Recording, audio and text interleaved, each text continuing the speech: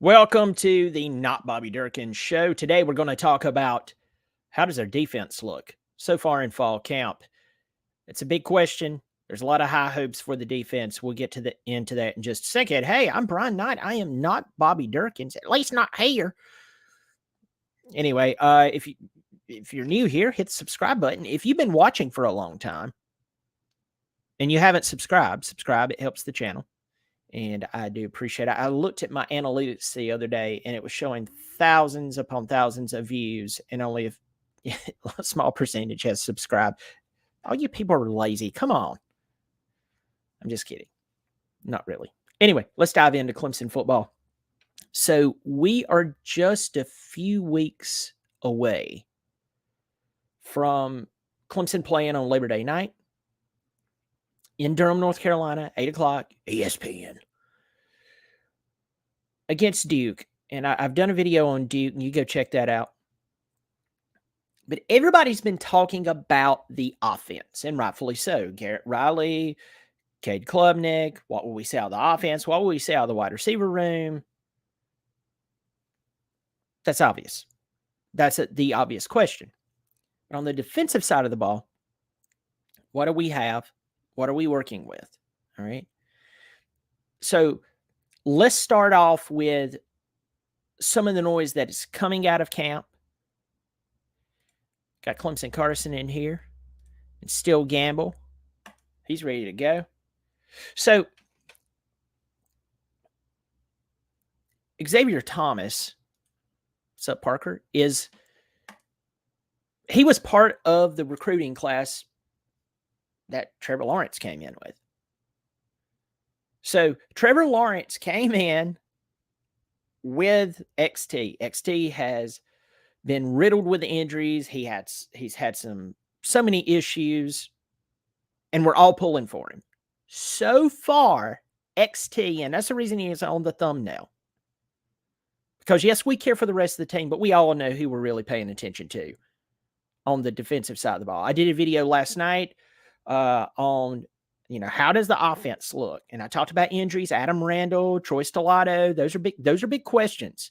We're talking about the defense today, and you have to start with XT.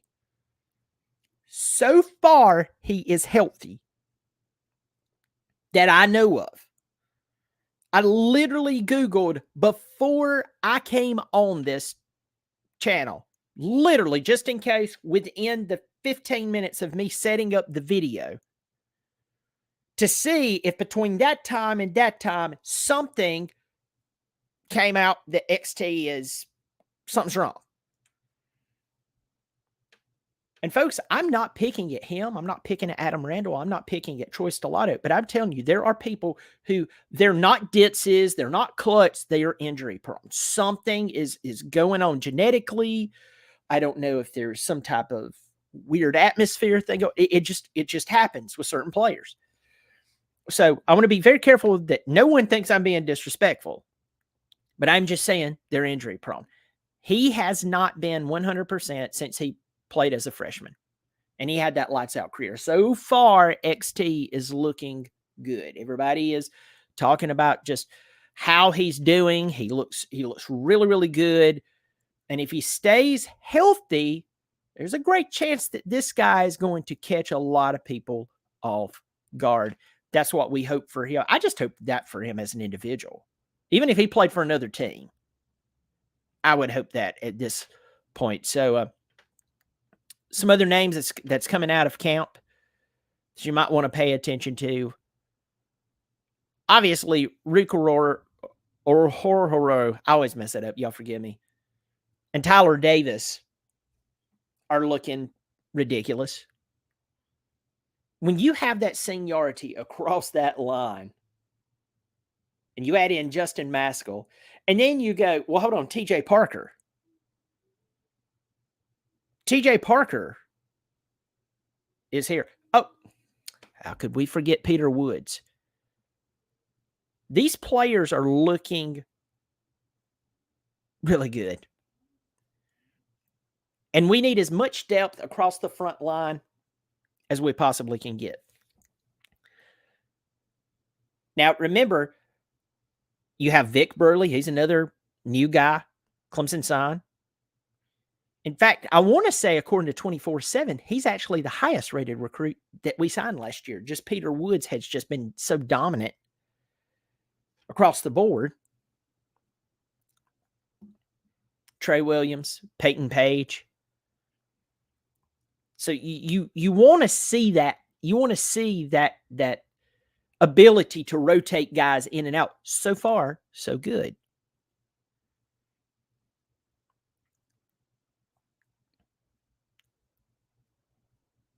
Now, Jeremiah Trotter is out for injury at this moment. It is not season-ending injury. He's not going to, that I know of, he's not going to miss any time. The rumor is that he lost a toenail. I don't know which one. It sounds painful. I've lost a toenail before. I slammed it. Now, I want to say, did I slam it in a door? It's been a long time ago, but I remember it was painful. But right now, he's not. He's. Yeah,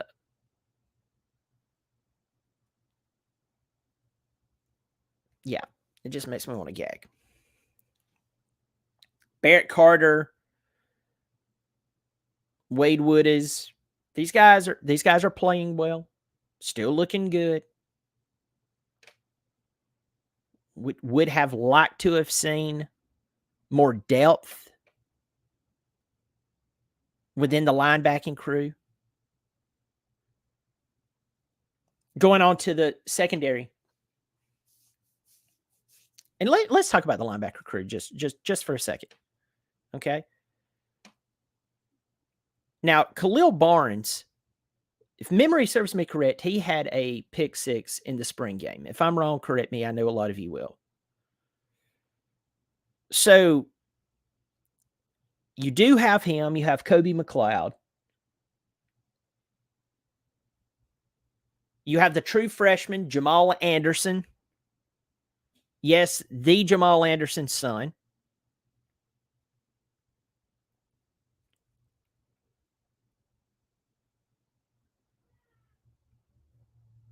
So you have players there. You would just like to have more experience. You know it, and I know it. All right. Got some great comments coming in here. I would say this. Tiger T Deep wants to know if Bobby's still on the bench. He's not on the bench. He has some new videos coming up. Also, you need to check out Bobby Durkin's shorts. In fact, there's probably going to be a new short going up after this video. Bobby Durkins, go check it out. Have a lot of great comments in here. We need, with TJ Dudley being kicked off the team because he did what he did, now he's playing for Lane Kiffin. That's interesting. We need as much depth as we can get in the linebacker ring. Players are going to have to rotate in and out. You just can't play Barrett Carter every play. You just can't play Jeremiah Trotter every flipping play. You can't do it. They have to rest. Still Gamble says, Bobby said he wants to fight you, Brian. Yeah, that bucktooth cousin kissing redneck is wanting to punch me for a long time.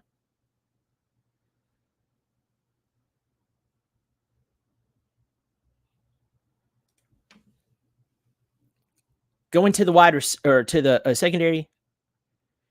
I mean, it's your regular people, my friend. Sheridan Jones, Nate Wiggins. You know, coming out there playing great. You know, they're coming out there playing, doing their job. They're not blowing it. You know, you got guys like Jaden Lucas and Toriano Pride. They're the new guys. They're sitting in the back. They're learning. Got RJ Mickens back there, the guy who picked off the pass against Syracuse to end the game. By the way, that game was replaying today on ESPN. Clemson was 7-0. Syracuse was 6-0. It was what, number 14 versus number 6, number 5? Counting that Clemson game, Syracuse lost 5 consecutive games after that.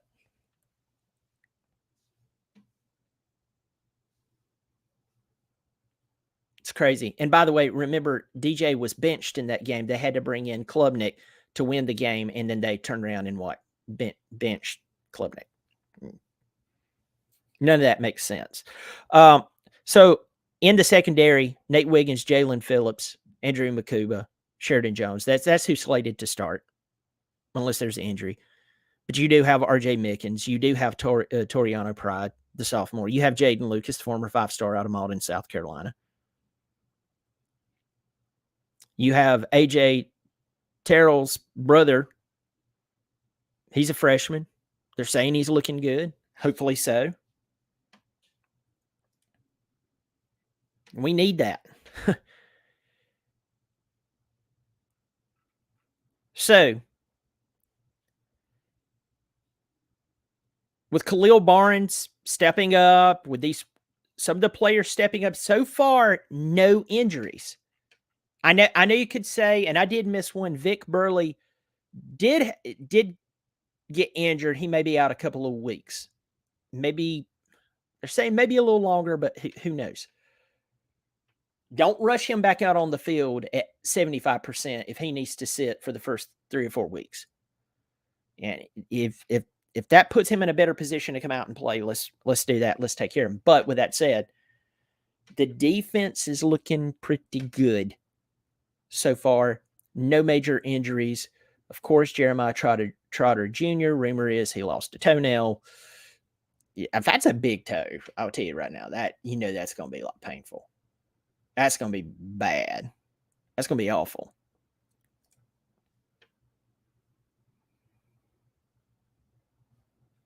So what do we want to see from the defense, especially? First of all, when they play that game against Duke, and I'm going to do a preview of the Duke Clemson game as we get closer. What do we want to see from the defense? Assignment football. Assignment football, and then for the senior players, the players who has been there, they have done that. To see them make the reactions that a player who has been there and done that would normally make. If you meet a really, really good musician, I'm talking about someone who's good, not good for the area that you live in. I'm talking about a really, really good musician. They become so good at their craft that they can play by ear and react, and you would think that they're playing a song that they've always known, and they're just improvising because they have that much experience. It's garnered over time. That's what we're going to have to see out of our defense. That's the next step for the defense. We know that the front 7, when healthy, is ridiculous. And the guys who are rotating in there, Peter Woods is ridiculous. I think TJ Parker is going to kind of fly under the radar until he doesn't. We know that Sheridan Jones has been around for a while. We know that Jalen Phillips has been around for a while. We know that Andrew Makuba and Nate Wiggins, they're now juniors, and these guys have a lot of playing time. Nate Wiggins had to grow up last year. That Wake Forest game proved to him he had to grow up. When you get those guys out on the field, you don't want to see mistakes out of them that you would see out of, say, I don't know, Toriano Pride or maybe Jaden Lucas, maybe true freshman Khalil Barnes. Why? Because they have that experience. Now, I've already told you, Duke is not going to be this easy game where Clemson goes in, drops 40 points, allows 3 points, and they get away with it because it's Duke. Duke is a better football team. They're not going to win the national championship. They're not going to make a run to the college football playoff. But Duke can mess up someone's season. And that quarterback they have, believe it or not, will be one of the best that Clemson plays against. And if you play against him, whoever your team is, he'll shockingly be one of the best you'll have to play against him. 6'4", 215 pounds. He's a true dual threat quarterback. He can run very well. They call design runs for him. He can also get out into space, extend the play, and if nothing's there, he'll tuck it and run, and you're like, holy crap, he just burned us for 40 yards and a touchdown. Yeah, he's that guy, but he can also throw the ball. Pinpoint accuracy to where only his receivers can get it. Clemson can't come into this game on the defensive side of the ball and play around. But the overall talent as a conglomerate, I believe, will overwhelm Duke as a whole. As a whole. Especially that front four, especially the front seven. So I would like to see them play really good disciplined football, stay healthy, get into the second week against Georgia Southern, do the same thing, discipline, less, perfect the craft. All right.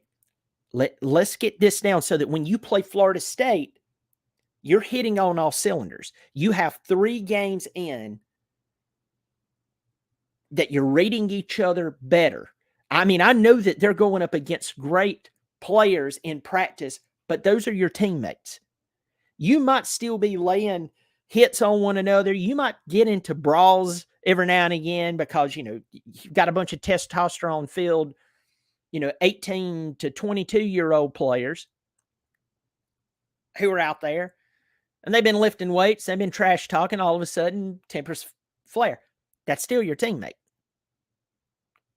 When you go and play, even when you're playing an itty-bitty Charleston Southern who you're going to beat the logo off of their helmet, you're still playing against someone who could absolutely care less about you. And that is good for you to be able to react against a team, even if they're lesser talent, to be able to get your reaction time down, to be able to trust one another. I know that if we're in a cover 2 zone for some reason, I know that my safety is picking up this player versus, is he? Has he dropped the ball before? Can I trust that he'll do his job? So these are the examples that I would give you of what I would like to see out of this defense. But at this point, other than a few minor injuries, now Vic Burley, I'll hold out on that one. But the toe thing with Jeremiah Trotter Jr., if that does pan out to be the fact or the case, everybody's healthy. Knock on wood. I'm looking. And hopefully we can stay that way. Well, folks, thanks for joining me. If you're brand new here, as I said, and if you've been watching the show for a long time and you haven't subscribed, it does help the channel out. I do appreciate it. Also, check out the video I did yesterday with one of the biggest up-and-coming YouTubers in college football. He is tearing it up, and people love him for a reason. He's really good people. Sports Talk J, John Chapman. Check out his channel. Check out the video that we did together. We talk about the Vols, and you know what? I went straight after the subject we all want to talk about when it comes to the Vols. Is Joe Milton a leader? Is he a letdown?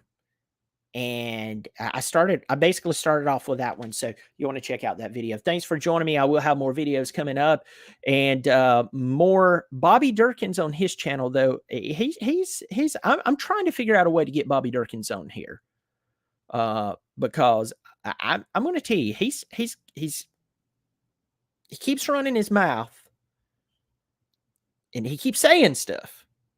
Don't you put that evil on me, Ricky Bobby. Don't you put that on us. Don't you put...